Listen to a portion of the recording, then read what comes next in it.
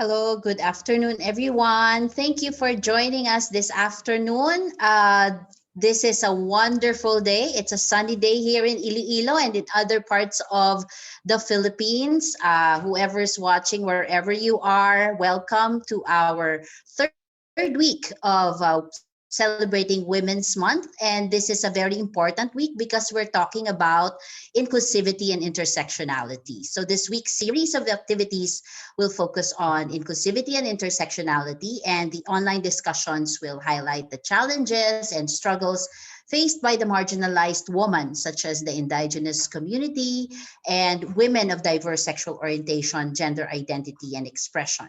We have a lot of events and activities slated for this week, but this week or today, particularly, we're going to talk about making the invisible visible, deconstructing myths and misconceptions about bisexual women and lesbians. But before we begin, let's have a brief reminder of our Zoom etiquette for this afternoon. Okay, I hope you chose a quiet location. Your microphone and camera will remain disabled throughout the duration of the online discussion, and you might turn them on during the open forum if needed. And note down your questions and or clarifications after the talk. And you may use the raise hand option or icon to ask your question during the open forum, or you may just type in your question onto the chat box if you feel that your internet connection is kind of choppy or intermittent. There will be a link for the evaluation form that will be sent through the chat box towards the end of the activity. So just stay focused and listen attentively, okay? And hopefully we can have a fruitful discussion and enjoy each other's company for the next hour or so. So without further ado, let me introduce our very special resource person this afternoon.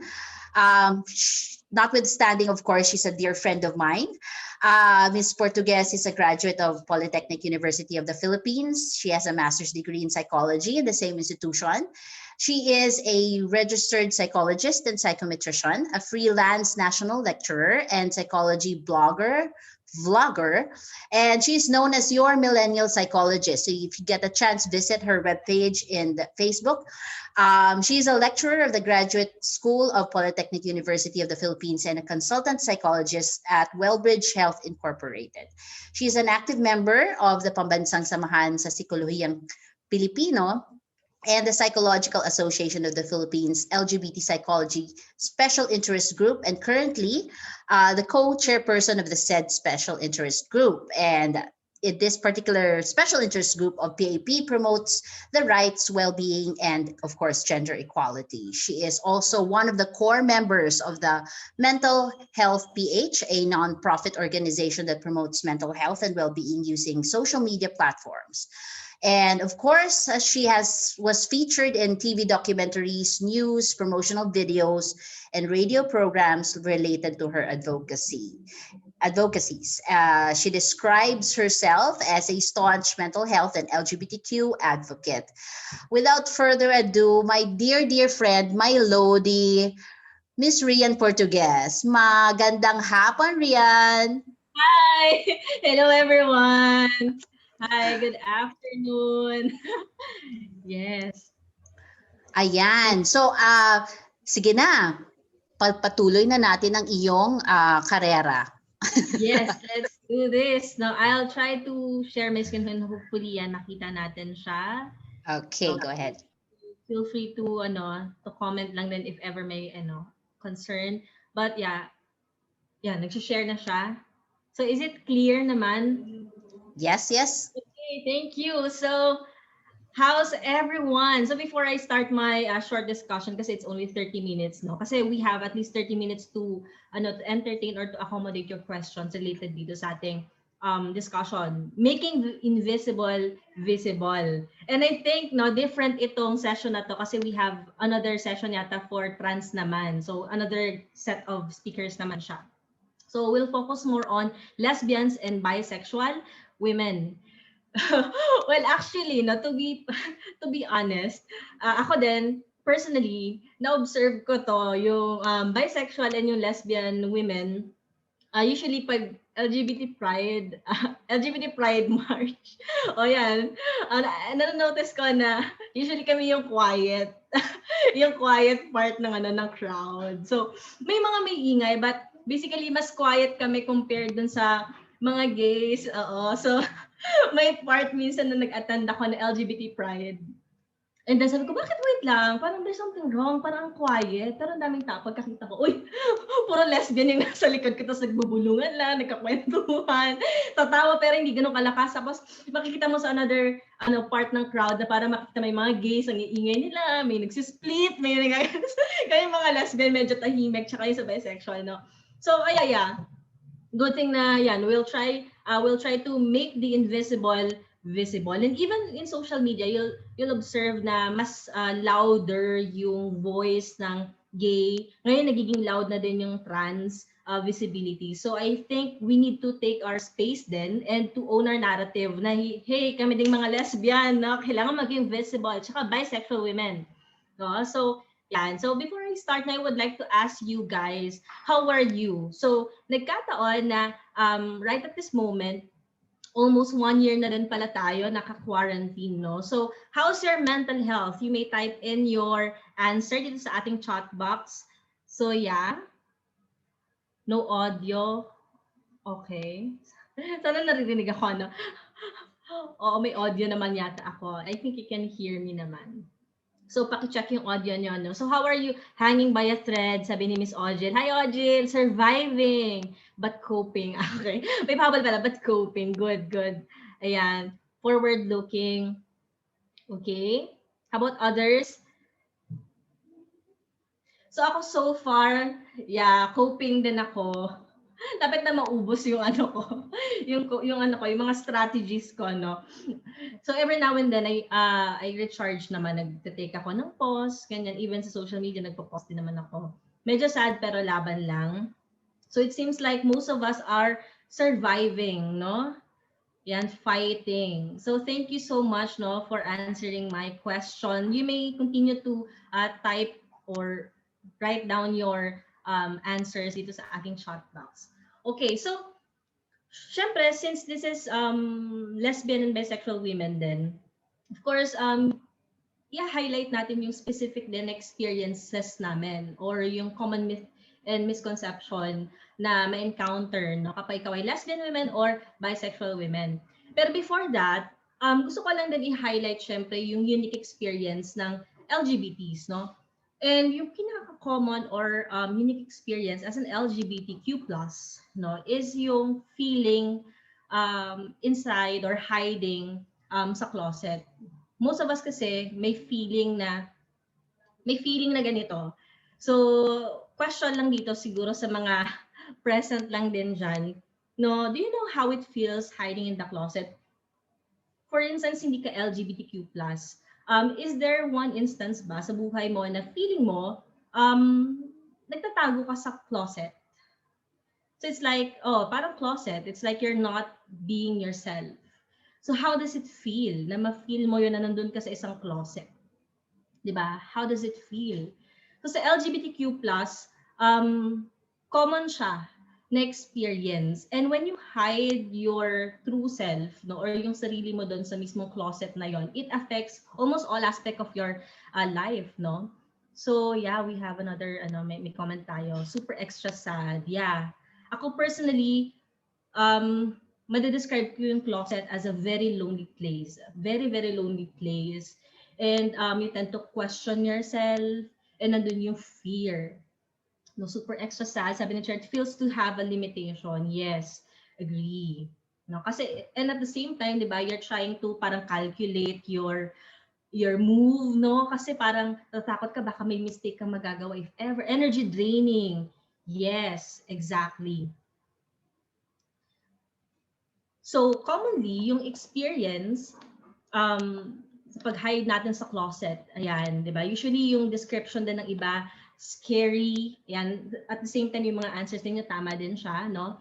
Suffocating, upsetting, sabi ng iba outrageous, and sometimes yung outrageous yung feeling of rage or feeling of outrageous, hindi mo naman yan usually ma-express eh. Na-express mo siya in a different way, sometimes inward pa yung feeling ng anger or yung pagiging outrageous, no? And sometimes it's harmful kasi iba nagli-lead yan into destructive behavior, no? Ayoko na i-describe pa iba, pero later baka sa forum magkaroon tayo ng question about it. Yung feelings of yung feeling of being rejected. Hindi ka pa nga nagka-come out or lumalabas sa closet mo, rejected ka na. Feeling ashamed of yourself, di ba? And yung feeling of being humiliated. And ang dami pang mga description. No? Depende pa dun sa experiences nung mga tao. So yan yung usual experience ng isang LGBT kapag nasa closet sila. Ganun din pag lesbian woman and bisexual women. Contrary to popular belief na kapag ikaw ay bisexual, easier na magka-come out ka. Hindi ko yun nailagay dun sa misconception, kaya ino-open up ko siya dito sa part ng coming out process. It's almost the same din na weight kapag bisexual woman ka na mag-open up ka sa sexuality mo. So, good thing na aware tayo dito kasi usually sila din ay nai-erase yung experience nila na okay lang yan kasi bisexual ka naman, lesser yung discrimination ma-encounter mo. No. Grabe din yung discrimination sa mga bisexual. Even sa loob ng LGBT community, may mga misunderstanding din sa bisexual experience. And I think we need to highlight that part. No? So similar din halos yung bigat nun. Kapag ikaw ay bisexual, it's not also easy for them to come out. So, there. Fino-focus natin yung coming out process. So, what does it mean kapag sinabi natin coming out? So, coming out means it is a means to publicly declare one's identity, whether to a person in private or a group of people. That's why yung coming out process a very personal siya experience. Meaning, hindi siya pwedeng kunin ng ibang tao. Meaning, hindi mo pwedeng i-out yung isang tao sa kanyang sexuality. That's why wrong yon kapag ina-out mo yung isang tao. No? So yung coming out, iba-iba ng experience yan. So sila yung magde-decide kung paano sila magka-come out. May situations na ibang tao, they don't really come out. Nag-emerge lang sila at bahala na iba mag-judge kung ano sila. Pero may mga times na majority sa amin, nagka-come out talaga, nagde-declare sa group of people or sa public kung sino talaga kami. It's a unique experience among LGBTQ+ because kapag ikaw ay heterosexual or straight, hindi ka na nag-undergo ng coming out process kasi people assume no, na you are already heterosexual kapag pinanganak ka at nalaman nila kung ano yung sex mo. Ina-assume na talaga tayo sa kung sino tayo. Heterosexual. So kaya may mga heterosexual na hindi na talaga sila nagka-come out kasi gano'n na yung nasa lipunan natin. Pero pag LGBTQ+ ka, may ganitong process, no? And it's really a difficult experience kasi nga, yun nga, may mga stigma din tayo and discrimination sa LGBT experience and sa LGBT in general. So the fear of coming out, very real siya sa aming mga LGBTs kasi nandito yung part ng rejection. Parang rejection. So, there are situations na, okay, you have your friends, you have your loved ones, you are accepted by your classmates, pero hindi ka nag-come out. So, pag LGBTQ+ ka, ang idea ay, what if malaman nila na hindi ako to? I mean, they know me as Rian, ayan, or Mary Ann. Pangalan ko kasi Mary Ann talaga eh. So, kilala nila ako as Mary Ann, yan, sige. Pero, feel ko, may mali eh, may kulang pa. Parang, hindi pa ako ito fully, dahil di pa ako nag-come out. So, what if, nag-come out ako as ako, yung ako na talaga na wala na talagang pagtatago, like malaman nila yung sexuality ko as a lesbian, will they still accept me? Nandun pa rin kaya yung love and attention na makukuha ko kung malaman nila na lesbian ako? So usually ganun yung mga questions ng isang LGBTQ before sila mag-come out. Na tanggap ka nila, pero pag nag-come out ka, ganun pa rin kaya yung treatment na makukuha mo sa kanila? Kasi hindi ka pala straight all along. Kasi there are situations na feeling ng ibang tao na betray mo sila kasi hindi ka nag-come out. So it's like, wait lang, nag-come out ako kasi gusto kong i-share yung experience ko kasi ito ako. Pero usually when you come out, nagiging reason pa yon para maging issue ay hindi sa'yo, kundi issue sa kanila. Yung minsan yung coming out process namin, hindi na nagiging maganda kasi parang tinitake ito ng receiver na parang it's all about them at hindi sa experience namin na parang hindi mo sinabi sa akin, bakit di ka ba nagtitiwala? Wait, it's not about you, it's about me. I'm not ready to come out, kaya hindi ko siya sinabi sa iyo agad. Kasi I have a lot of parang questions and concerns sa sarili ko, tapos may isip ko pa ba yun? So, sobrang daming issues sa coming out process. So, pero yun, rejection pa lang siya. So, if you're working, ayan, yung job attitude, baka ba mag-change? Magiging negative na ba evaluation sa'yo when you come out? Psychological strain, it's not a simple stress. Kasi when you say psychological strain, there are at least two stressors that either pull or push the person in two different direction. Like, for instance, ganito siya.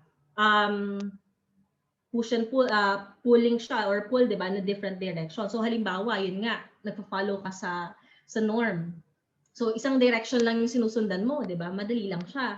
Pero kapag LGBT ka, two different direction yan. Ito yung fina-follow na norm, ito yung general norm, tapos when you come out, ang tendency parang different direction ka na parang isipin ka agad sa'yo na different ka, ma-outcast ka. So it's like a psychological strain talaga kapag nalaman nila na may ganun siyang impact. So sobrang distress yung ma-encounter ng isang tao kapag nandun siya sa part na nag-hide siya sa closet o kaya naman yung feeling na baka bawal to sa workplace namin. Kasi may mga ganun talaga na minsan sa policy ng company, malaman lang na LGBT ka, may impact talaga siya. So sa work environment, kunwari hosteling environment and then nag-come out ka as LGBT, may chances na depende pa rin yan sa company, sa nature ng organization, but there are situations na naging worse yung experience sila na nag-come out sila, nagiging laughing stock sila ng colleagues nila, na hindi sila makapagsalita na, teka, na-hurt na ako, pero hindi, it's just a joke, you're so sensitive naman. So may mga ganon, di ba? Hostel na yung environment pero nagiging, katatawanan kung minsan, lalo pa kapag ikaw ay gay. Some people expect you na, dapat, jolly ka or maging clown ka ng group. May mga ganong stereotyping din sa mga experiences. And then also with lesbian women, like, lesbian ka, pero bakit ganyan ka magsuot? Ang feminine mo. Hindi ka ba nag-aano? So para may mga ganong question. Ang daming stereotypical idea. When it comes to career outcome, yes, yun din yung fear namin or fear ng LGBTQ+. Usual research ng kinuha ko, no? Sa career outcomes, may tendency na hindi makuha yung promotion kasi may mga cases talaga hindi nila nakukuha yung promotion after na malaman kung ano yung sexuality nila. So, yan yung mga usual concern or yung fear of coming out. So, imagine kung gaano kahirap yung maging lesbian, maging bisexual, or maging any part of the letter ng LGBTQ+. No? So, there. Now, let's have the myths and misconception about lesbian and bisexual women. Kasi dito na yung patungo di ba? Para maintindihan ninyo din kung bakit nandito din yung fear kung bakit ka magka-come out or kapag nag-come out ka. So, let's have the myths and misconceptions. Ayan. So, lesbian and bisexual women edition. Number one myth sa mga lesbians, ito. Lesbians hate men. I'm not sure kung sino dito yung lesbian sa audience, no? But yeah, yan yung common. Nung nag-come out ako nung high school ako, inisip kagad ng mga classmate ko, man-hater ka? So, akala ko lang yung may ganyang experience. Nung nagtitingin ako ng mga studies in literature, ito yung common din na misconception or myth na you are a man-hater. Contrary to popular belief na we hate men, it's not true kasi marami sa amin, may mga friends na men talaga. So may gay men, di ba? Kasama din na yung gay men, di ba? Marami kaming friends na men. And hindi siya about doon. It's about I hate misogynistic men. Yan, ako din. Ayoko din na misogynistic men. Pero may friends kami na mga lalaki. So we don't really hate men. It's just us, no? Yun lang talaga kami. Yan. Now let's have, bisexuality is just a phase. So bisexuality is just a phase. That's also common. So usually kasi they have this idea na when you're bisexual, it's just a phase. Kasi I think they got this assumption or idea dun sa experiences na na-observe nila sa gay at sa lesbian din. So for instance, may few studies din kasi na nagsasabi na usually ang gay or lesbian nagsa-start sila mag-come out as bi. So bi muna. Tapos eventually they realize na ay hindi pala ako bi, gay pala ako. Same thing with lesbian women. May mga ganun silang experience. But it doesn't mean na nag-come out ang gay or lesbian as bisexual muna, tapos na-realize sila pala na gay sila or lesbian sila, ibig sabihin face na din yung bisexuality. No? So, hindi dapat natin ini-erase kasi there are people that are bisexual all throughout. No? Pero, pwede natin kunin yung or perspective na ang ating sexuality, ilalagay natin siya sa spectrum. So, kaya, pwede rin yon na nag-start sila mag-come out as bisexual and then they realize na ay gay pala talaga siya or lesbian siya. But it doesn't really erase the fact na may mga nag-exist talaga na bisexual women or men. Okay? So, hindi siya phase. And also, another thing na observe ko dito sa bisexuality is also this, no? They say na, oh, everyone's bisexual naman. By now, gay later. Oo, may mga ganyan na mga sinasabi. So, parang nakaka-hurt yon sa feeling ng isang bisexual kasi you are trying to erase their unique experience na nag-i-exist naman talaga sila. Ayan. So, it's not a phase, ha? Ayan. So, there's a man or a woman in a lesbian relationships. Yan yung medyo nakaka-irritate kapag kunwari nalaman nilang in a relationship ka. Kahit nung before, nung may din ako, tinatanong din yan. So, akala ko ako lang, marami palang mga experiences na lesbian woman na tinatanong sila, sinong babae or lalaki sa inyo? Ha? Sinong babae lalaki sa amin? Same sex nga siya.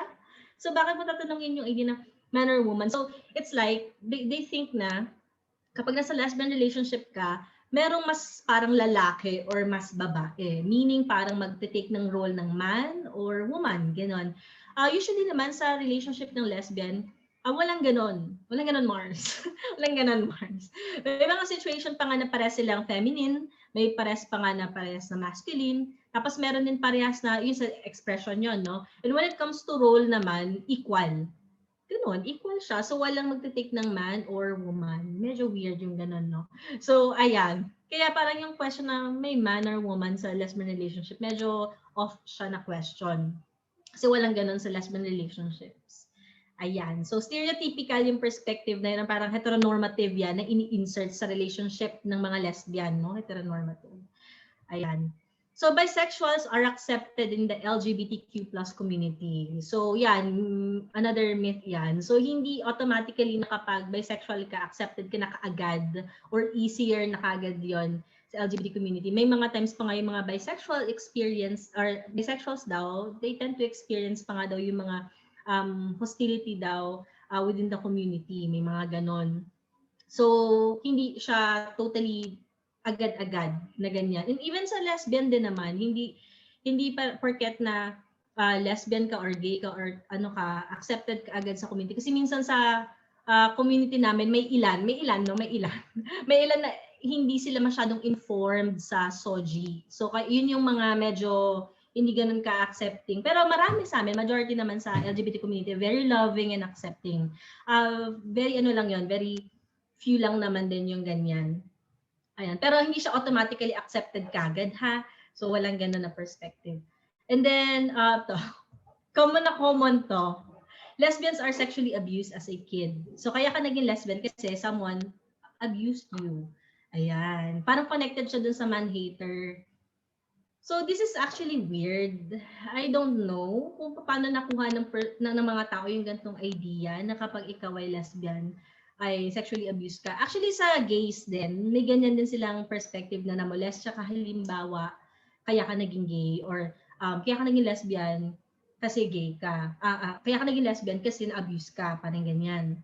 So, it's not actually true. So, try to imagine yung straight woman, 'di ba, na tatanungin mo ng ganyan, kaya ka ba straight? Kasi, alam mo yun, parang ang weird din nung ma-feel nila. Diba? So parang hindi siya totally okay. Kaya ka ba naging straight kasi in-abuse ka ng lesbian? Baliktarin mo naman. Um, LGBT naman kunwari yung nag-abuse. Parang medyo weird yung question na yon. Diba? Parang kaya ka naging ganyan because na-abuse ka. Eh may mga situations tayo na na-abuse sila, pero ganun pa rin naman yung sexuality nila, walang nag-change. So, marami lang talaga tayong totally ina-associate na mga negative na mga na-observe natin sa lesbians tsaka sa bisexual or kahit sa LGBTQ plus community. Like, for instance, sa gay, halimbawa, common din to. Siguro kaya siya gay kasi nag-iisa lang siya na lalaki. Ganyan. So, try niyo imagine to ha. Parang lahat na lang ng situation ginagawa ng rason kung bakit siya gay or bakit siya lesbian or bakit siya LGBT. So for instance, kaya siya gay kasi nag-iisa lang siyang lalaki dun sa family. Kaya siya lesbian kasi nag-iisa lang siyang babae dun sa sa magkakapatid. Tapos puro kasama niya puro kuya. Pero kung i-observe mo naman, kaya siya lesbian. May mga ganito rin perspective. Kaya siya lesbian kasi puro sila babae. So at least man lang isa magiging lesbian. So parang ganun din sa gay. Sasabihin din nila na kaya siya siguro gay kasi puro sila lalaki. So kahit isa, meron talaga dyan lalabas na gay. So parang kahit saan mo ilagay yung isang gay or lesbian or bisexual or trans, lagi sila maghahanap ng rason kung bakit ka LGBTQ+. Eh kami nga hindi kami naghahanap kung bakit ka straight. Diba? Or hindi ka namin kino-question. So parang usually people try to to associate yung mga ganong idea para lang may mapaliwanag sila. When in reality, it's a normal, healthy variant of human sexuality. So, yun. Kaya hindi talaga totally connected kung sexually abused ka, magiging lesbian ka na. So, yan. Everybody is bisexual. So, almost connected with, it's a phase. Diba? So, everybody's bisexual. So, okay lang yan. Next time marirealize mo na straight ka pala. Oo. Kaya okay lang yan. So, sige, enjoy mo lang. Kasi ano naman yan normal naman yan Parang, alam mo yun, dinidiscredit mo na naman yung experience ng isang bisexual. Kasi inassume mo na lahat naman ay bisexual. May ganyan din na perspective na iba. Kung paano siya ma-invalidate. So, ayan, na-erase na naman sila. Okay, lesbians hate to wear lingerie, makeup, dress, etc. So it's not true at all kasi we have lipstick lesbians, no? Na talagang gustong-gusto nagme-makeup, gustong-gusto nagde-dress. And kapag sabing lesbian, it's not exclusive dun sa mga butch lesbians tulad ko, na talagang masculine yung expression. May mga lesbians na feminine yung expression nila or sometimes androgynous pa nga. So, iba-iba kasi separate ang sexual orientation to gender expression. It's almost the same thing with straight or heterosexual. Diba? There are straight people who are comfortable expressing themselves ng feminine or ng masculine, but they are actually straight. So almost the same thing with lesbians, almost the same thing with bisexual. Na kung saan sila comfortable. So hindi to totoo na kapag lesbian ka, hate to wear makeup, blah, blah, blah. So ganun din sa sa mga gay sa limbawa. It's not true din na yun nga na pag gay ka hilig mo mga feminine na mga bagay. So ganun din kami, hindi yan connected totally dyan. So yan ha. So bisexuals are not loyal. Grabe to, no? Bisexuals are not loyal. Bakit daw hindi loyal? Kasi tendency common to, lalo na sa mga bisexual women, sabi na, no, huwag ka ma-inlove sa bisexual women. Kasi sa bisexual women, papalitan ka din yan. Pag may nakita yung lalaki, papalitan ka. Kunwari lang, bisexual women tapos lesbian.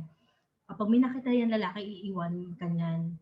So wag yun. Kaya naman sasabihin din nila sa bisexual women tapos may partner siyang guy. Ay naku, delikado yan kasi kalaban mo din parehas na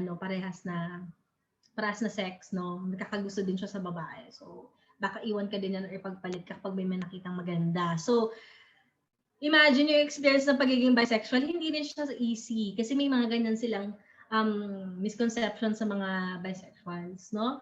So, imagine nyo na lang, no? Again, pag you are attracted or you are romantically attracted, di ba? Nandun din yung feeling na magkukumit ka dun sa individual. So, it's not about yung sexuality mo di ba? It's about It's about the person. So, it's about commitment.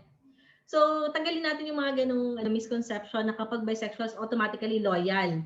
Sa amin din naman, to magiging open ako dito sa part na to. Madaming nag-iisip na kapag lesbian ka, you are automatically loyal. Ganun naman sa amin. Naku, mga lesbian, grabe yan magmahal, ibibigay lahat loyal. In reality, hindi rin. May mga lesbians din naman loloko. Same thing kung paano nagkakaroon ng mga manloloko na heterosexuals.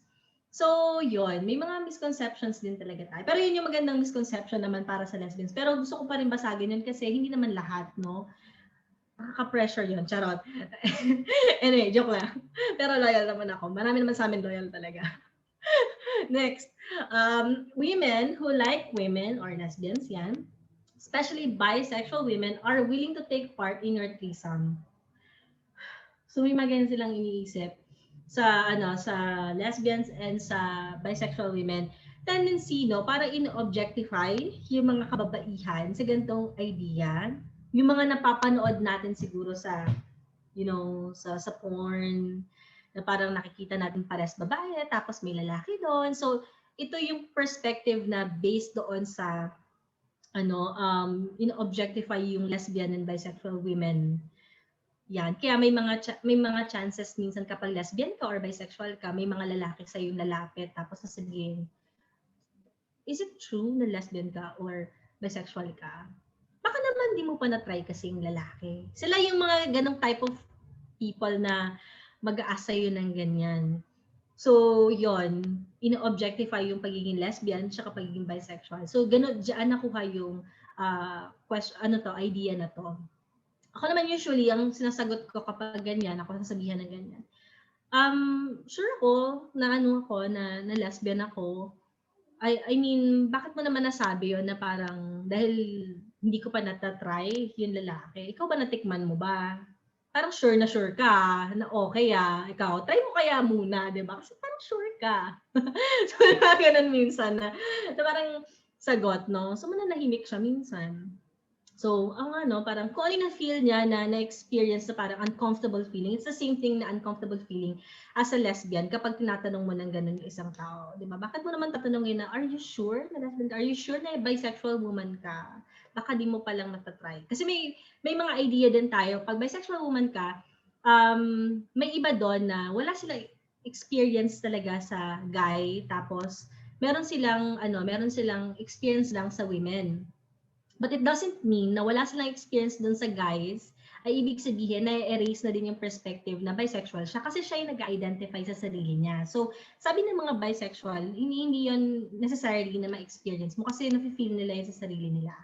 So, may mga ganyan tayo, no? So, wag natin objectify yung lesbian at bisexual. So, tigilan natin panonood. Wag natin i-apply in real life kasi hindi po siya maganda. Ayan. So, sabi dito, one of my friends abused by their physical appearance when she was a kid, mas bagay daw sa kanya yung maging lalaki. So ito yung kanina. So, yan. So, yun yung mga usual na myths and misconceptions sa lesbians and sa bisexual. Actually, there's a lot of myths and misconceptions, pero yun yung common na myths and misconception. Wala na tayong masyadong time to discuss everything, no? Pero mamaya pwede tayong magkaroon ng question and answer about it, no? Yan. So, siguro, how can we make ourselves visible?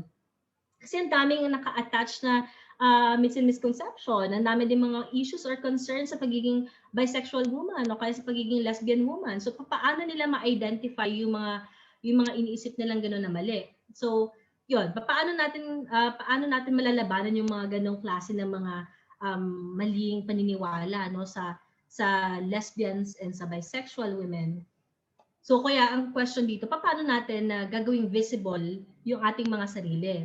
No, kami as lesbian and bisexual women. So it actually mixed to kasi meron ditong part na pwedeng kunin ng mga allies or ng mga tao na gusto mag-support sa LGBTQ+. So for for lesbian women or for bisexual or kung sino man na gusto mag-advocate at gusto talaga maging inclusive sa LGBTQ+ or kahit kanino, no, you have to raise your awareness or self-awareness, meaning you have to know your biases. Ayan. So, may mga times na, lalo na kapag magsa-start ka na maging ally, 'Di ba may mga times na may encounter ka na mga bagay na gusto mong masagot halimbawa, o kaya may mga gusto ka halimbawa matutunan, o kaya may mga times na kunwari gusto mong maging ally, pero may mga times na ayaw mong i-touch yung ibang, alam mo yung ibang mga area ng LGBTQ+, kasi parang uncomfortable sa yung part na yon. So yung ganong feeling, part yun ng self-awareness. So you have to understand yung feeling na nafe-feel mo na uncomfortable feeling. Saan nagmumula yung uncomfortable feeling na yon? Saan siya nagsistem? Nagsistem siya more likely saan? Sa mga values na maaring naturo sa'yo na maaring different sa kung anong meron sa LGBTQ+. So maganda yon na pagsimulan mo no para maintindihan pa yung LGBTQ+ na experience.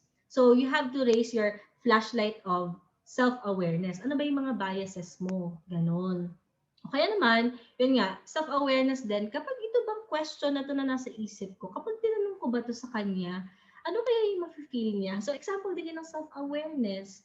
Ma-offend kaya siya? So ganun yung question, di ba? Like ito, yung question na na-encounter ko, paano kayo mag-sex?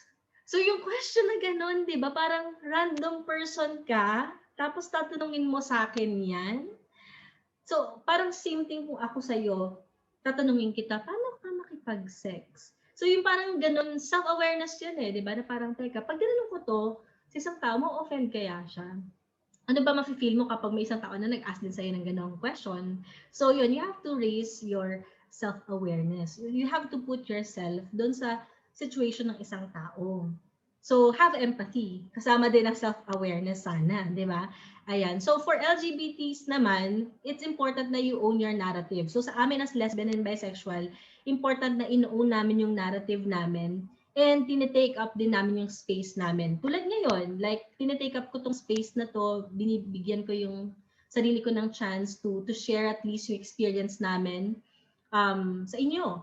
'Di ba? Na we're also normal people tulad ng straights or ng heterosexuals. 'Di ba? It's not actually a special, hindi naman ako naghihingi ng special na na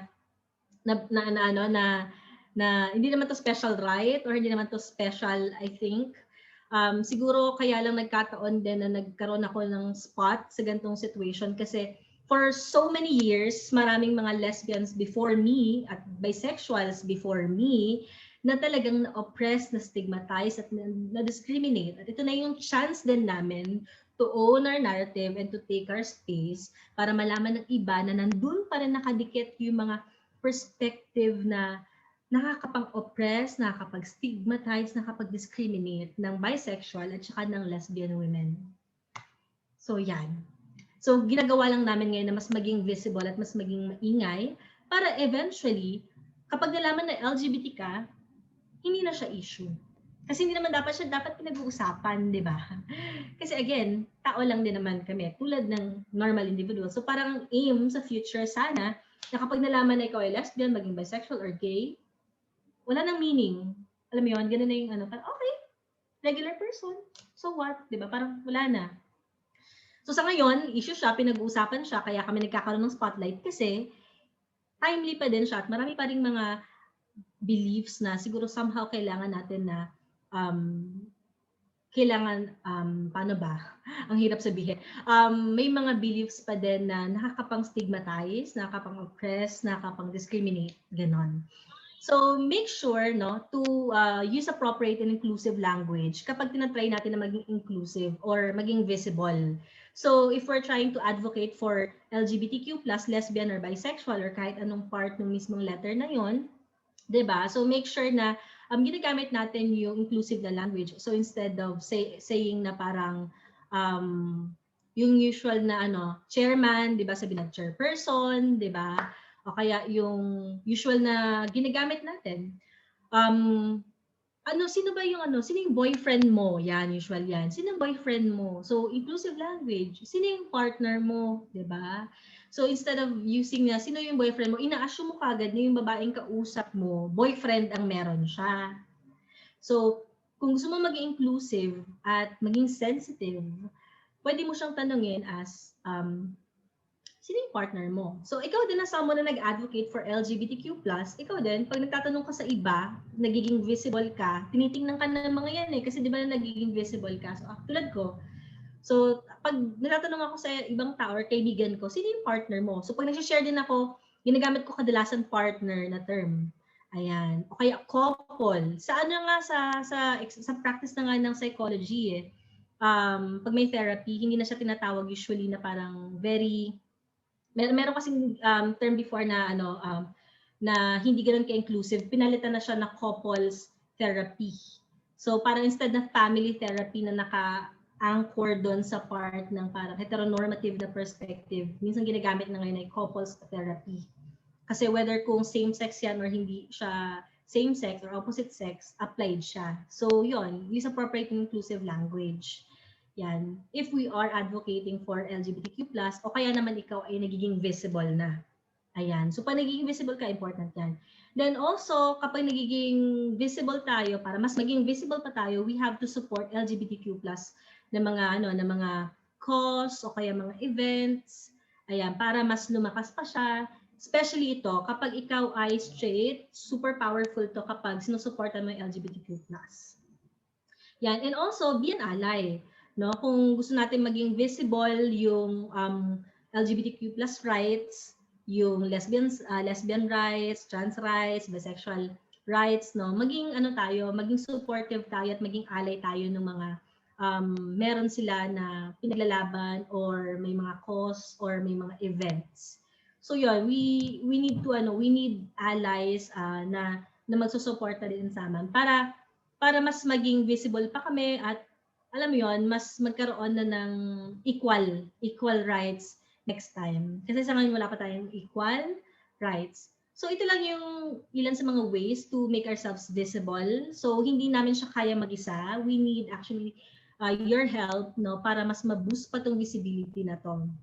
So ayan. So actually helpful tong pagiging visible na to kasi may mga LGBTQ+ na hanggang ngayon nasa closet pa din sila. You're not sure kung friend mo ba yan, kung kapamilya mo ba yan, or co-worker mo yan. So pag nakikita nila halimbawa na nag-share ka ng mga event tulad nito, o kaya nagkukwento ka kunwari ng narratives from LGBTQ+, tapos straight ka, nafe-feel nila na, uy, accepting tong tao na to. And di ka sure, no, baka eventually, yung mga tao na nagtatago sa closet, di ba, mahanap nila or makita ka nila na safe space at nag-open up sila sa'yo. Kasi sobrang laking tulong yun kapag yung maliliit na bagay na ganito, sinashare ninyo or binabahagi nyo sa iba, nagiging kayo way para mag-increase yung safe space namin. So kasi madaming mga LGBTQ+ na sobrang attentive sa mga details tulad nung na-mention ko. So yun. Thank you so much. No, alam ko may mga questions kayo. Feeling ko napahaba yata ako. Ano audio? Nawala yung audio? Ayan. Merong audio, dear. Meron ng audio. So yun, no? Yun lang, no? Yun lang yung ilan sa mga tips natin to make ourselves visible, no? So yun, thank you so much guys, and I'm looking forward sa mga questions ninyo sa lesbians and bisexual experience. Yan. Thank you, Rian. Thank you so much for explaining sometimes things that are taken for granted, no? Yung mga issues that revolve around our bisexual women and lesbians.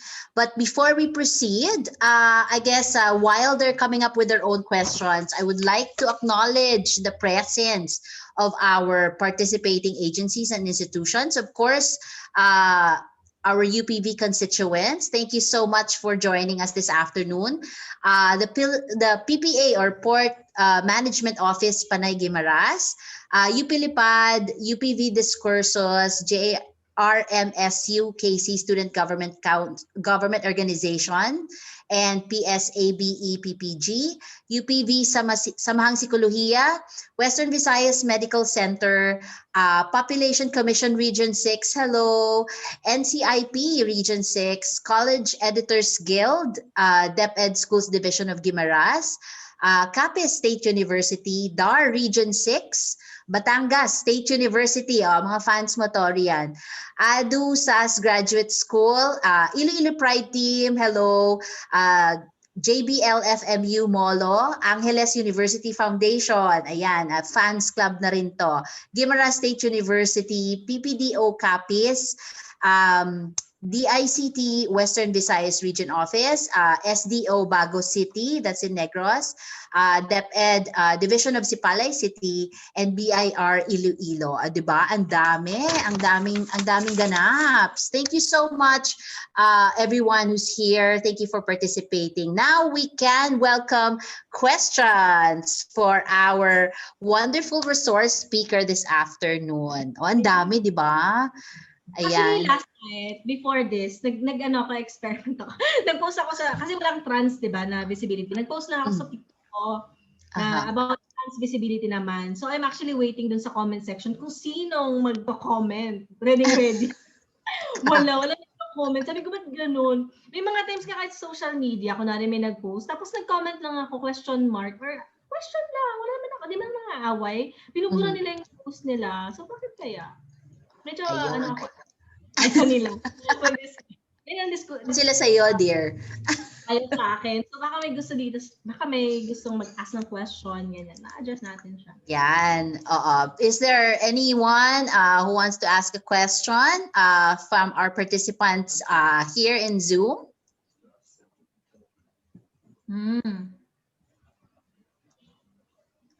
Yan, ganda ng question. Yeah. Okay, go ahead. Take it away, dear. So, actually, kanina I've mentioned that, di ba, na parang usually nga may mga, yung nakuha nila yung idea na it's just a phase kasi there are lesbians o kaya gay na ang nangyayari, nagka-come out muna sila as bisexual. So again, siguro, i-take natin to personally din na parang, yun nga, ang sexuality natin is parang spectrum yan, na may mga situations na ina-explore natin yung ating sarili. Di ba? Parang, yeah, so pag may nag-come out, for instance, na ano siya, bisexual siya, wala tayong problema dun eh. Actually, walang problem dun kung mag-come out sila as bisexual, tapos eventually na-realize sila they are gay or they are lesbian. Diba? Wala namang problem dun kasi yun talaga experience nila talaga. At first, they thought na bisexual sila. Almost the same thing with trans, no? May mga experiences yung trans na nag-start sila as bi kasi yun yung term na alam lang nila at first. Kumbaga hindi mo naman na-master lahat yung experiences or wala ka naman totally idea agad sa letters na yan, sa SOGI, di ba? So, pag nagsa-start ka na explore yung sarili mo, minsan limited yung mga terms na ginagamit mo to identify yourself. So, there are trans actually na nag-start sila as bisexual, then eventually, halimbawa sa trans man, nag-start sila as bisexual, and then they realize na hindi ako bi kasi I'm not attracted to the other o kaya parang hindi ko na-identify yung sarili ko na ganito. Parang hindi siya about sa sexuality, hindi siya about sa sexual orientation. It's about the identity. So, saka lang nila ma-realize na, trans pala ako. Pero yung iba nagsa-start muna sa sexual orientation na bi, then lesbian, then, trans man pala ako. Ganon.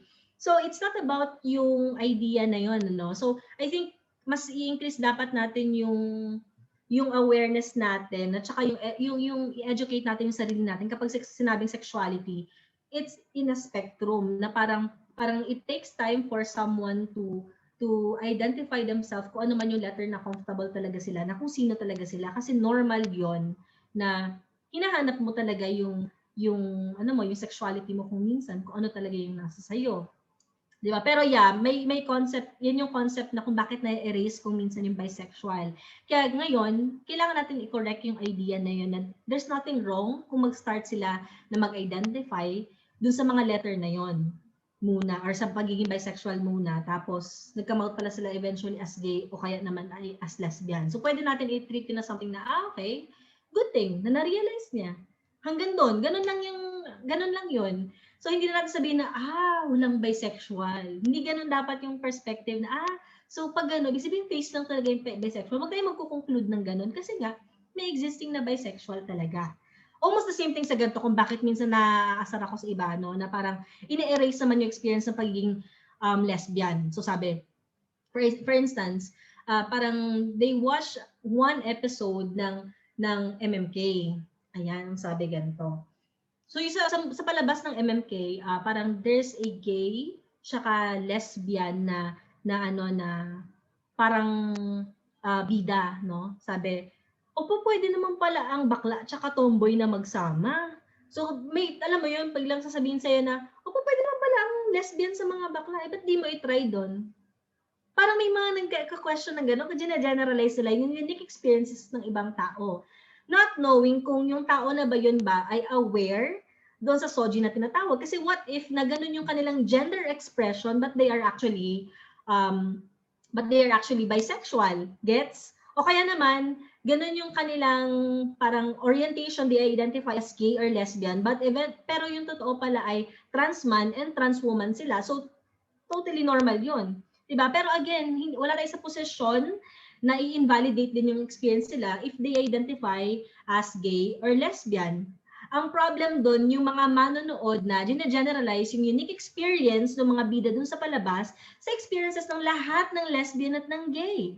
Diba? So parang, I think, sana hindi ako galit, nag-explain. So ganoon, diba? So it's not really about doon, no? Ayan. And then, what can you say about how do we strengthen LBQ women organizing? So I think yun, yung continuous lang na pag-share or pag-own ng narrative natin and educating other people about our experiences, I think dun yung mas-strengthen, and also calling out yung mga negative behavior that you observe online. Like, kunwari, ginagawang katatawanan yung mga lesbian, miyo, ganyan. Uy, tigilan mo yan, hindi siya nakakatawa. Tsaka hindi lahat ng lesbian may miyo, yung iba may sasakyan. So, yung mga ganon, di ba? So parang, grabe ka, miyo. Hindi mo ba alam, may mga lesbian, may mga sasakyan din sila. So parang ganon, di ba? So parang, pwede mo naman di ba? Parang i-call out yung behavior nila. Parang puro kayo miyo. So ganyan. So scissors. Di ba? Parang nakakalungkot kayo. Yung alam ninyo sa amin, scissors. Oh my God. Ang dami. Charot. Hindi, continue i-educate mo lang siya.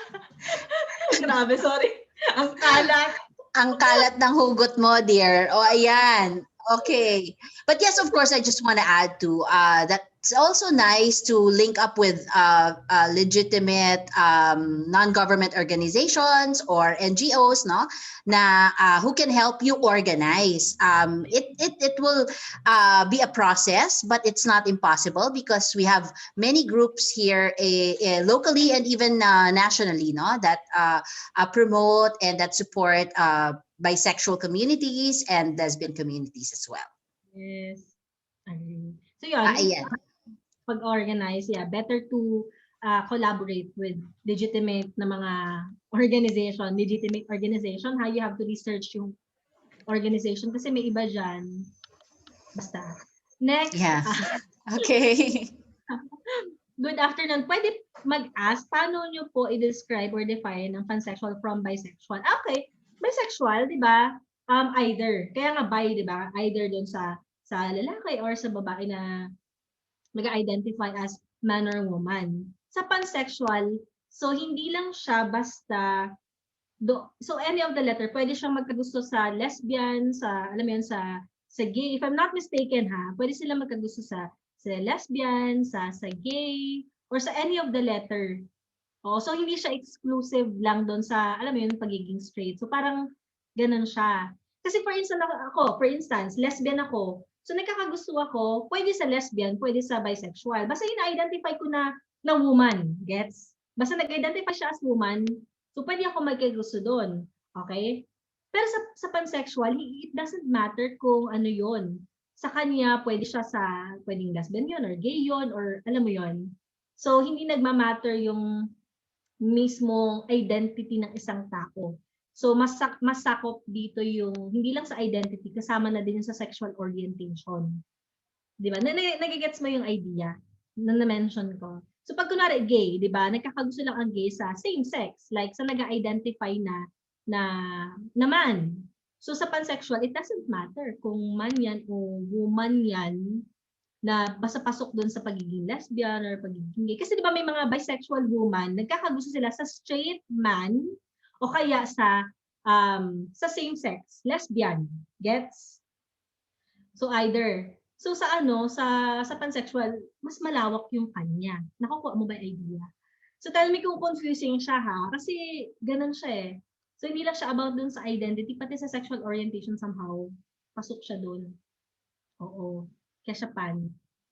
Kung hindi ako nagkakamali, yun yung pagkakaalam ko sa pansexual. Correct, that's correct. Oo. So, yeah, may questions pa tayo na. Ayan. So, sorry, ang dami palang question. And how do we deal, ito pala, wait muna. Ano yung pala, nawala yan. What can you say about internalized homophobia within the LGBT community itself and how do we change it? Education pa din. Para para maging aware sila na meron silang internalized na homophobia. Yun, educate mo lang talaga sila.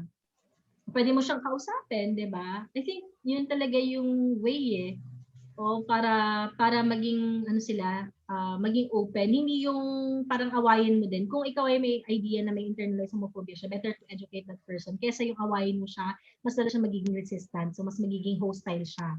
So better na explain mo sa kanya yon kasi more likely misinformed si person kaya siya may internalized homophobia. Ayan. So, yun lang yung symptom ng problema, 'di ba? So educate. And then another question. Yan. So, how do we deal with microaggression towards bisexuals coming from members of the queer community themselves?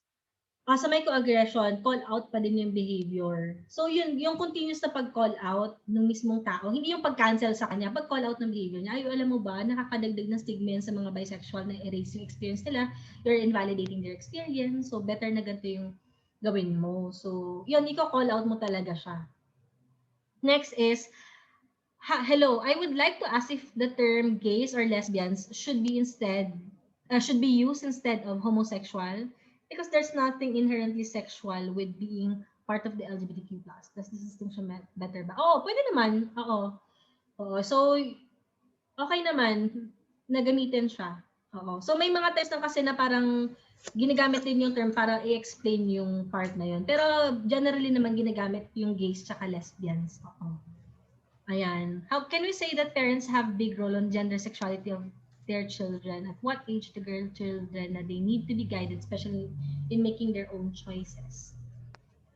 Medyo tong question na to. Can you say that parents, meron sila talagang meron silang influence, sa individual, pero dun sa part din ng sexuality, yan yung yan yung siguro parang part ng research ng sexuality na hindi siya very specific doon sa meron siyang influence, yes. Pero yung kung paano nag-identify yung isang tao, parang portion lang yung yung nangyayari diyan sa ginagawa ng isang parent eh. Hindi ko sure kung ano ibig sabihin ng panong guided. Medyo magulo sa akin yung question. Oo, parang guided.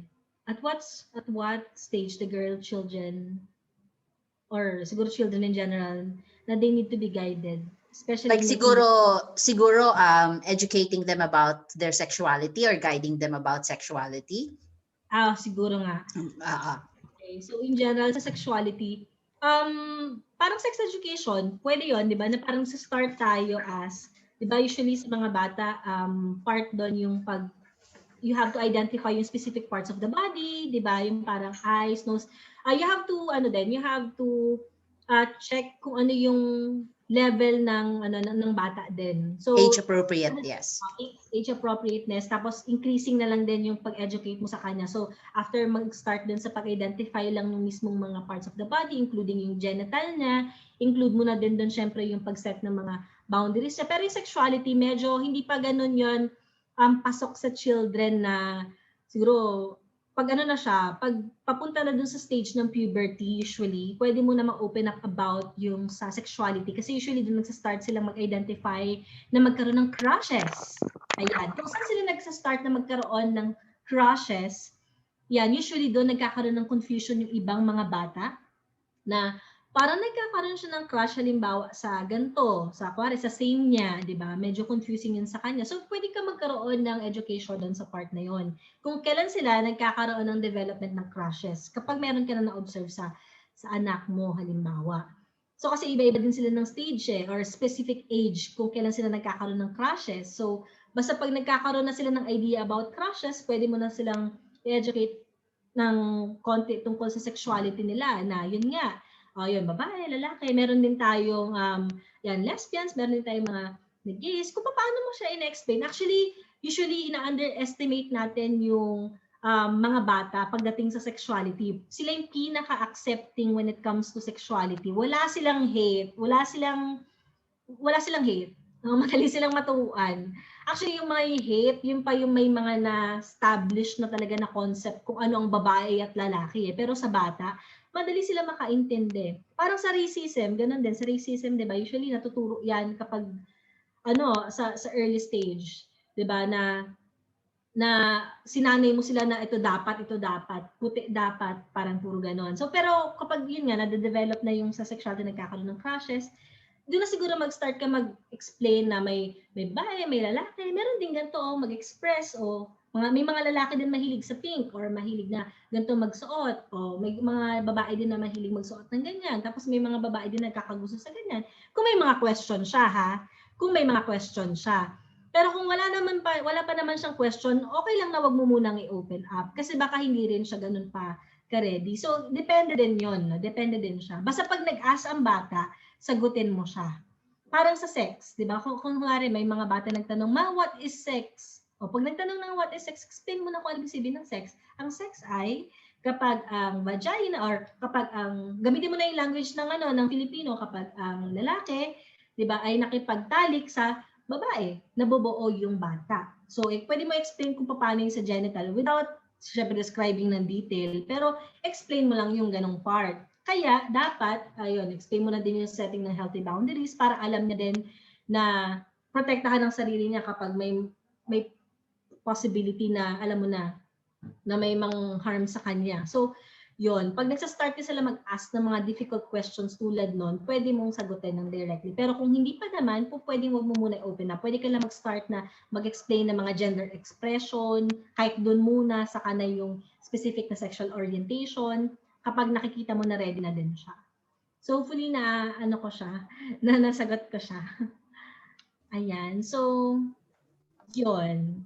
Next question daw. Is it safe to assume that who is the man and the woman in a lesbian relationship stems from a heteronormative notion that in a relationship there are sex-exclusive roles to fulfill? If so po, is it better to just refrain from assuming that these dynamics exist in all relationships? Yeah. Pwede.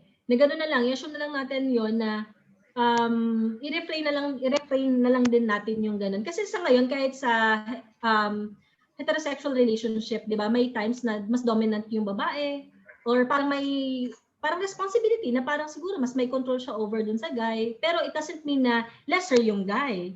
No, mas may ability lang yung babae, halimbawa na meron siyang mas income sa lalaki. Parang ganon. Sa lahat ng relationship siguro, tigilan na natin kung sino yung mas lalaki at sino yung mas babae. Ano ba ibig sabihin ng pagiging lalaki? Ano ba ibig sabihin ng pagiging babae? Pag lalaki ka ba, dapat mas nag-earn ka ng mas malaki kumpara sa babae? Kasi minsan ganun yung perspective nila di ba? Pag mas lalaki ka, ibig sabihin mas dominant ka. Di ba parang ganun? Sa relationship din naman ng mga straight, di ba? Hindi naman about dun yun. Mm-hmm. So I guess it's safe to refrain from assuming nga yung ganung dynamic nag-i-exist sa lahat ng klase ng relationship. Yes. Good. There's another question here from Jasper. What can you say about preferences, quote unquote, like masculine or effeminate po? Do you think, is it inherently homophobic po ba since it creates a hierarchy within the community po? Sorry. Yung preference like masculine or effeminate, may mga ganyan minsan sa LGBT community. Feeling ko, like ako, I also refrain from using gold star lesbian. May mga ganyan terms. Gold star lesbian, nakalimutan ko na isa. Pero may mga ganong mga lipstick lesbian, so may mga ganyan. So pag sabing gold star lesbian, so it's like, never ka naka-experience ng relationship with guys. So, ganun siya. So, may iba naman na parang lesbian na na-identify nila sa nila as lesbian kahit na nagkaroon sila ng relationship doon sa men. And it doesn't make them any less na hindi ibig sabihin na less lesbian siya.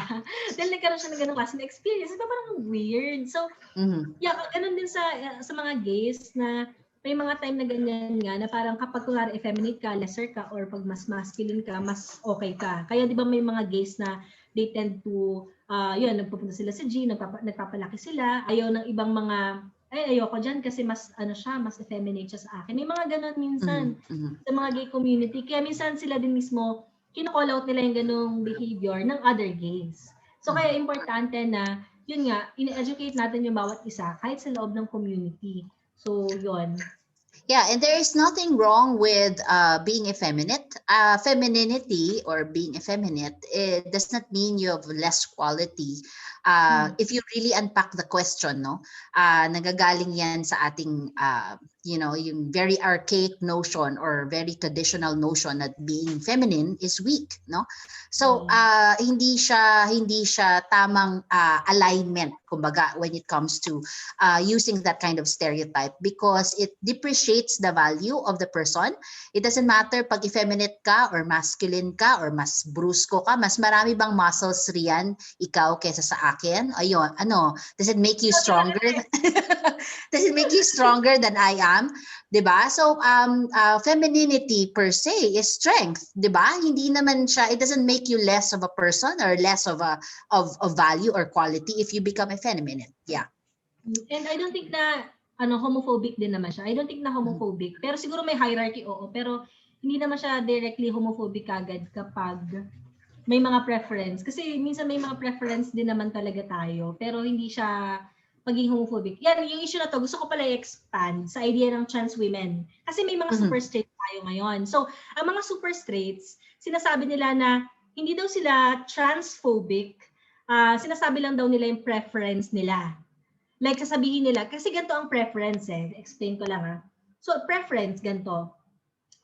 Meaning, mas pinipili mo lang, hindi siya pasok sa standard mo. Pero hindi ka parang homophobic or transphobic sa approach mo. Halimbawa, kunwari straight ka, tapos tinanong ka, may possibility ba na magkagusto ka sa trans woman?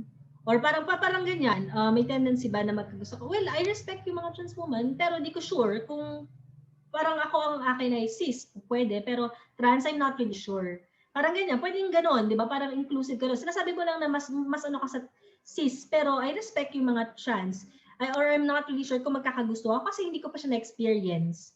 Pwedeng ganun ka inclusive. O kaya pwede mong sabihin talaga yung preference mo na, okay, cis. Cis yung mga cisgender woman yung sa'yo. Pero okay lang naman din sa'yo yung mga trans woman. Parang ganyan. So parang ganun yung pero yung sabi mo, hindi, totally, hindi ako magkakagusto sa kanila kasi ang mga trans women, hindi naman talaga sila babae, yun, transphobic yun kapag sinabi mo na yung ganun na parang binababa mo na sila. Pero yung sabi mo, kunwari na cisgender, ang alam ko sa ngayon, kasi wala pa akong experience sa trans, pero siguro, parang, alam mo yun, yung ina-open mo yung sarili mo sa possibility. Kasi they are also women, di ba? So, transphobic yun. So, ganun din sa pagiging homophobic ka kapag ganito. Sinasabi mo na hindi kasi naman sila Basta pag may sinabi ka ng negative, pwedeng homophobic yun. Yung pinagmulan nun. Pero pag sabihin mo na, hindi kasi straight ako, yun. Pero I respect them. Tapos, usapan. Preference yun. Diba?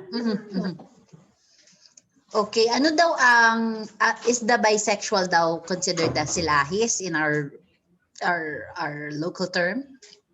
Sa local term, yeah. Parang yun nga daw yung mas malapit na translation silahis. Pero may nagsasabi ako, may nag-educate lang din sa akin. Ang sabi sa akin, hindi nga rin daw maganda yung paggamit ng word na silahis. Kasi para bang ay parang na-misdirect. Parang ganun yung dating ng word na silahis daw. So, and usually yung silahis is kasi because it has like cultural roots, no? Matagal na siyang ginagamit at hindi nako-correct, no? Usually associated siya sa lalaki lang. But we know that bisexuality also applies to women, also compared to that of men. So, yeah. So just to be safe about it, you can use the term bisexual women or bisexual men. Ayan. Yes. Ma'am, paki-explain po ano ang meaning ng Q sa LGBTQ+ at ano pa yung nakasunod ng Q. Yeah, yung Q is for queer. May mga nagsasabi na yung queer daw is for questioning daw. Pero usually yung queer na to, yung umbrella term na ginagamit sa LGBTQ+. Kasi may iba hindi sila nag-identify dun sa any of the letters. Basta nag-identify sila as queer, mas comfortable siyang gamitin yung term na queer. Yun, ayaw na mag-identify as lesbian, ganyan. Kasi hindi pa rin niya na-identify totally kung which part siya ng letter talaga nagpo-fall under. Kaya pinaka-safe na term na ginagamit niya or appropriate sa kanya ay queer. Kaya nga may iba nagsasabi pag queer is questioning kasi nandun pa rin sila sa part na hinahanap nila kung ano yung mas comfortable sila or in-explore pa nila yung kanilang sexuality. Yung pinaka-safe na term na ginagamit nila is for queer. Ayan. Okay. So And yung, kasi hindi naman natin ma-avoid, no, because sometimes because nga you've raised kanina the issue about hiding or being in the closet. Some people don't want to identify to a particular letter, whether lesbian or bisexual, kasi nakaakibat doon yung very depreciating stereotypes. So most especially the younger generation, especially in the UK, maraming nag-increase na number of youth who identify as queer. They don't want to be affiliated or identified as gay or lesbian because nakakabox yun. Sa stereotypes, which we're trying to destroy now because we're trying to make it visible, especially for bisexual women and lesbians. So yeah, being queer is also a valid identification for someone's sexuality or sexual orientation. Ayun. yeah. There's a question here. What's the modest approach po to ask my son about his sexuality or gender because sometimes he has a feminine set of actions. Ayun. Okay. Anong age na po nung son po ninyo? So, yung part na to medyo ano din siya, no? Medyo mahirap din siyang gawin. So, depende din kasi yan. Minsan pinapakiramdaman mo din yung ano. Pero good thing din na parang open po kayo na mag-reach out doon sa anak po ninyo. Kasi may mga situation na nag-aantay din sila kung sino yung mag-approach sa kanila na pwede nilang pagsabihan kung magka-come out man sila. So, kaya okay din yun. Teenager. Okay, teenager. So, teenager tapos siya ay feminine yung action niya. Well, usually parang okay lang muna na mag-start ka muna na mag-open up ng mga kwento na na-observe mo sa LGBTQ+, ganyan. Like, alam mo yung nasa-start ka muna mag-build ng safe space dun sa son po ninyo. Minsan kasi pag nagtanong ka kasi sa anak mo na, depende sa tone ha, pero pag nagtanong ka na, anak, gay ka ba? Medyo nakakatakot yun sa part niya kasi ang inisip niya, tinatanong niya ba ako kasi accepting siya? Or tinatanong niya ako kasi gusto niyang i-confront para malaman niya kung ano ako tapos papagalitan niya ba ako? So parang ang daming questions noon kapag nag-confront ka. So better na mag-start ka muna mag-build ng safe space dun sa son po ninyo na yan, nagsa-start ka na, yan, pakita mo na support ka sa LGBT rights. And then, yung pinapakita mo sa kanya na accepting ka, ano man yung maging sexual orientation niya. Kasi eventually, pag nakita na po yun sa inyo, kung paano ka mag-react sa mga gays, paano ka mag-react sa mga lesbians, sila na din mismo kusa na mag-open up sa inyo about their sexuality. Ayan, to clarify po, queer is queer, catch-all term for those who are currently exploring or unsure. Lord Fritz, yung question ay, yeah, may mga ganyan. Ano siya, sabi nga ni Ma'am Monique na valid din siya na ginagamit ng ibang individual na ayaw mabox doon sa letters ng LGBTQ, sa LGBT. No? Kaya ginagamit nila yung term na queer. Pero may iba din na ginagamit yung term na queer na hinahanap or na-explore yung kanilang sarili. So yeah, if they are unsure, ginagamit din minsan yung term na queer. Pero may iba talaga na nag-identify na sila as queer and yung pronouns nila ay usually they, them. Yan. Yan. Just So, curious po daw, as a lesbian, how do they address you, ma'am or sir? Siguro you, i-explain mo, Rian, kung anong difference between a cisgender person and transgender person. yeah, siguro yun nga. So, for ano, sa lesbian woman, kasi nga woman, 'di ba? Ang aming pronoun pa rin naman ay she, her, yan. Ganun pa rin. Kasi nag-identify pa rin kami as a woman. So, ito po, balikan natin yung soji natin. So, gender identity, then sexual orientation. So, sa gender identity, paano ka nag-identify sa sarili mo? Yung perception mo about yourself. Are you a man or a woman? So, dito sa gender identity, there are people na pinanganak sila na yung kanilang sex, so alam natin yung sex, diba? Yung ating genital. Ayan, so ay nagmamatch doon sa ating gender identity or yung perception natin as yung perception natin. So for instance, meron kang vagina tapos nagmamatch yun doon sa gender identity mo at nakikita mo yung sarili mo as babae, so cisgender woman ka. So ganun din pag ikaw ay lalaki, meron kang penis tapos nagma-match siya doon sa yung sa gender identity mo na perceive mo ang sarili mo as lalaki, so ikaw ay cisgender man. Pero may ibang tao na pinanganak sila na yung kanilang sex, no, ay nandyan, tapos hindi nagma-match yung kanilang perception about themselves or hindi nagma-match yung kanilang, alam nila yung sarili nila na babae sila, pero yung sex nila ay different. So pag hindi nag-match up yung sex at saka yung gender identity natin, ang tawag doon ay transgender. So ibig sabihin, kung meron kang vagina but you perceive yourself as a man, ikaw ay transgender man, meaning female to male. Pag ikaw naman ay merong penis, tapos you identify yourself as a woman, ibig sabihin ikaw ay transgender woman. So meaning from male to female. So yun yung difference. No? Yun yung meron sa gender identity. We have cis at we have trans. Yung sexual orientation naman po, nagpo-fall dito yung yung lesbian, yung bisexual woman, tsaka yung gays, no? Ayan, tapos minsan nasama pa yung pan, di ba? Nasama din siya. Yun yung kailangan pa natin explore kasi medyo bago lang siya, no? Ayan. So for lesbian woman, we identify ourselves as a woman, pero yung aming sexual orientation, so pag sabing sexual orientation, kanino ka ba attracted? So sexually attracted, romantically attracted, so hindi lang siya yung aesthetic, no, or yung physical attraction. Or yung parang nagkaka-crush ka lang dahil sa physical, no? Dahil ang cute niya, hindi ganun siya, no? Romantic talaga siya, romantic attraction, tsaka sexual attraction talaga siya, talaga nandun yung feeling, no? So yun yung sexual orientation, dyan nagpo-fall. So, yun, dun kami nagpo-fall sa sexual orientation. Pero nag-identify pa rin kami as babae. Kaya ang pronoun namin ay she, her, hers. Sana nasagot ko siya, no? So, ibig sabihin, okay. So, ibig sabihin po, no, may mga trans woman. So sabi ko kasi 'di ba may trans ako na mention na diyan na gender identity. So ibig sabihin hindi necessarily link agad si gender identity tsaka si sexual orientation kasi may mga trans woman tayo na lesbian.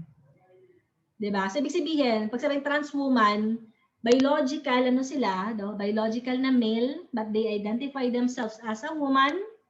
Tapos, kung woman yon, so trans woman na, di ba? Tapos, nagkakagusto sila sa babae. So, ibig sabihin, kung trans woman siya, nagkakagusto siya sa babae, hindi po siya straight, wag pong makulit. Kasi inisip nila, oh, di ba biological man naman siya, tapos nagkakagusto siya sa babae. So, ibig sabihin, straight siya, heterosexual siya. Hindi, nag-identify nga siya as a woman eh.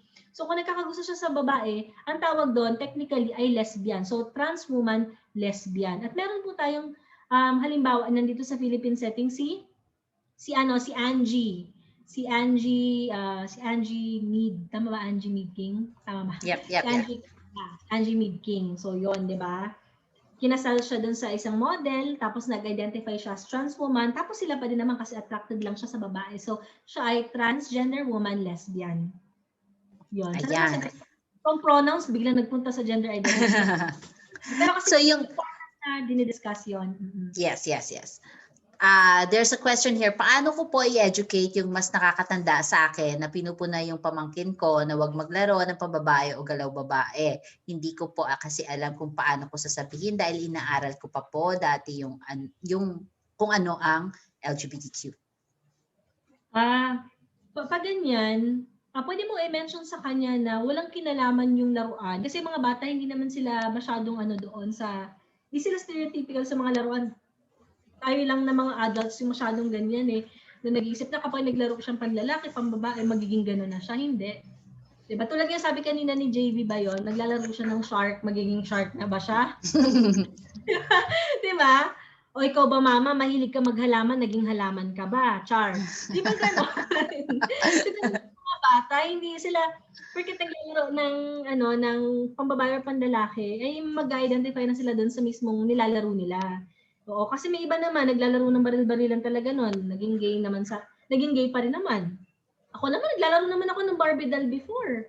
Pero tingnan mo naman, char. Pero di ba, talaga siyang kinalaman doon. Tsaka yun nga, di ba, pinanganak, meron akong straight na magulang, pero naging lesbian ako kasi hindi naman siya, walang kinalaman doon yung parents ko sa kung sino ako kasi it's a normal, healthy variant of human sexuality. Pag ayaw niya, ito po yung position paper ng Psychological Association of the Philippines. Wala daw pong kinalaman talaga. Kasi si Dr. Lian Alampay, may position paper siya na sinabi dyan, kinorek yung isang psychologist na nagsabi na i-arrest daw kapag ang mga bata ay naglalaro ng panlalaki o pambabae na opposite dun sa kanilang, na parang opposite dun sa nakasanayan.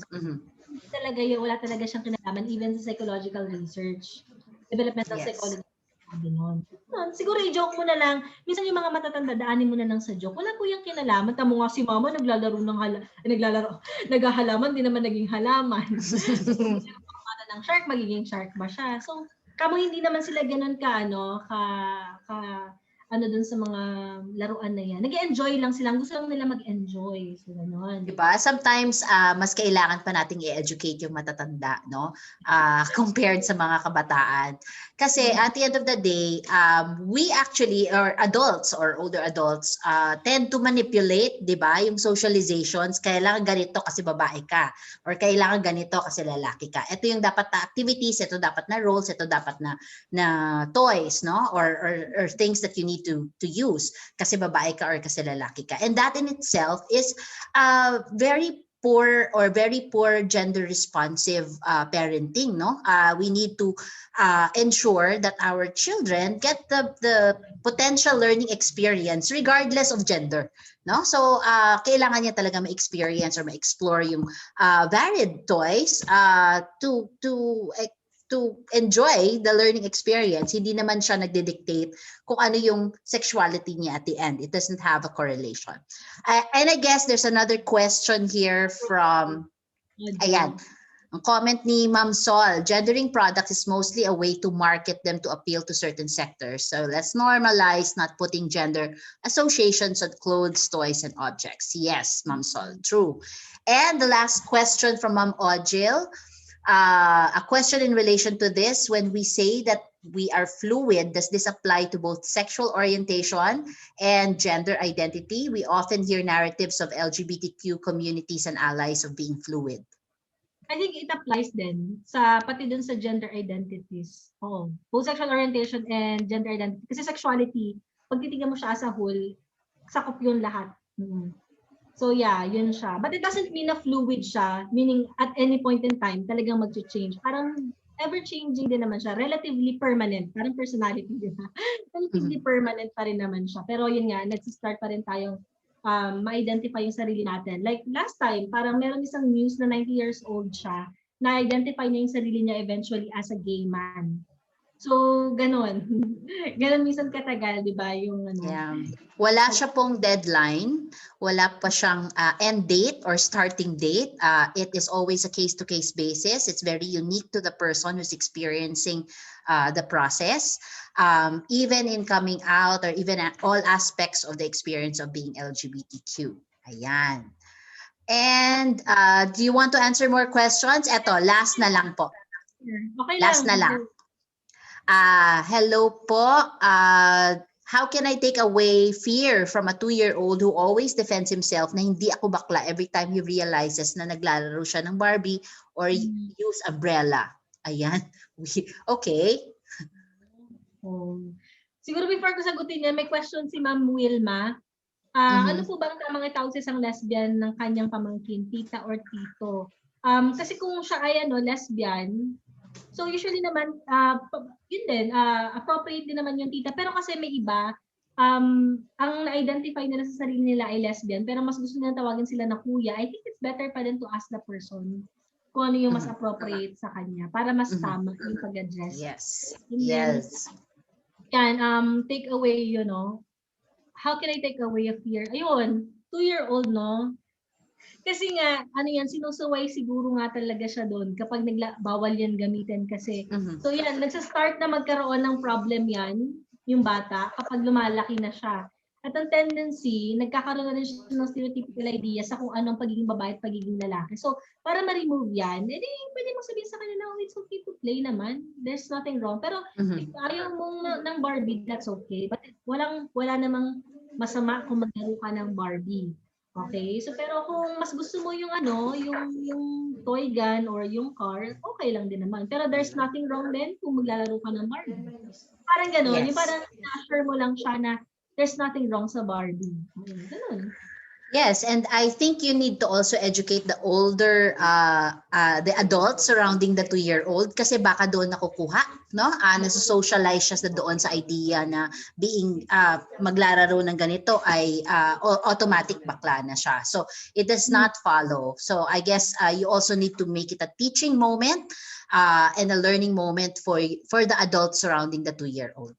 Yes, and at the same time kasi, nabivisualize ko kasi yung bata kapag kunwari nagkaroon na siya ng chance na parang magkaroon ng interaction with other children, tapos naglaro ng Barbie kunwari may gay na children, gay child, halimbawa na naglalaro na pambabae, sarin niya din yun, bakla, tapos magsa-start na yung parang problem dun sa bata na yun, mabubuli na siya. So parang magiging bully siya.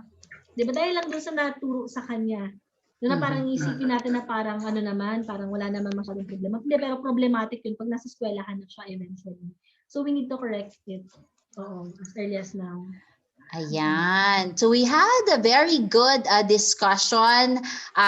Thank you for all the questions that you've posted. Thank you for all those who attended here. Please do not forget to fill out the evaluation form so that we can facilitate the assessment of this event. And also, we'd just like to remind everyone that on Wednesday, we have another event on the Gender Research Colloquium. That's interesting. And of course, please do attend our Trans Women Power. Ayan, ang aming mga bonggang trans women friends ni Rian, Dr. Ver Reyes and Professor Haj Balhadia, who will be discussing about trans women in the academe, no? That's on Thursday. So please do keep track of our events through our Facebook page. Now, Rian, do you want to promote something? Promote mo na yung iyong TikTok. Ano yung ko? Yung mga TikTok things mo. Okay lang po. Pero yun, if you can follow my page po, go. Your Millennial Psychologist, and even po yung YouTube channel. Yun lang. Tsaka yung TikTok, makikita niyo po ako sa TikTok. Yun lang, Your Millennial Psychologist. Or yung Portuguese lang na nandun. At Your Millennial Psych pala. At Your Millennial Psych. Makikita niyo po yung TikTok ko. May mga. So yan po. Okay. Thank you so much, Rian. Palakpakan. And we would like to have a photo op before we let each other go this afternoon. Thank you so much again to our UGSAD partners. There's 6 panels. Please turn on your cameras. We can take a photo op. Smile, smile. 1, 2, 3. Panel 1. Smile. 1, 2, 3. Panel 2, smile. 1, 2, 3. Panel 4 or 3. Smile. 1, 2, 3. Panel 4. Smile. And 1, 2, 3. Panel 5. Smile. And panel 6. Smile. Thank you so much, everyone. Please don't forget to fill out your evaluation form. Again, maraming salamat, Rian. We love you. We miss you. Hope to see you Yes po. soon. Yes po. I miss you din. Lalo na po kayo lalo na si Ian kapag may mga event, kain sa labas. Yes. Naalala ko yon. Talaba, wow. Wow. Ayun. Salamat. At saka sa mga gustong kumuha ng certificate of attendance, please email GDP UP Visayas at up.edu.ph. Thank you so much, Rian. We love you. Maraming salamat. Have a good afternoon, everyone. And see you soon. Bye.